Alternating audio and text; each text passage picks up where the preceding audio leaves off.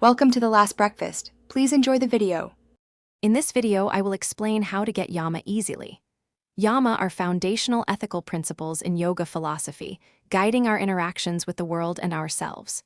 There are 5 key yama: ahimsa, satya, asteya, brahmacharya, and aparigraha. Understanding these principles is the first step towards integrating them into your daily routine, fostering a more mindful and ethical existence. We will explore each one in more detail. Let's begin with ahimsa, or nonviolence. This extends beyond physical harm to include thoughts and words. Cultivating kindness towards yourself and others is paramount.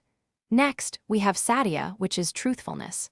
Speaking the truth, but always with kindness, is the essence.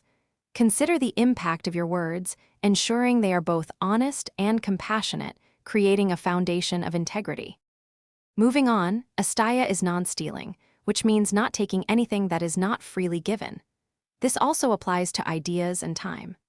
Brahmacharya, often translated as moderation, encourages wise use of energy and senses, fostering self-control. Finally, aparigraha is non-possessiveness, letting go of greed and accumulating only what is truly necessary, embracing a simpler way of living. Integrating yama into your daily life is a gradual process.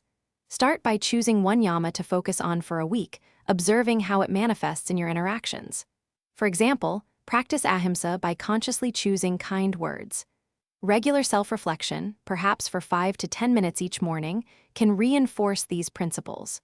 Remember, consistent, small steps will lead to profound and lasting positive changes. Thanks for watching. If this was helpful, leave a like and consider subscribing. See you next time.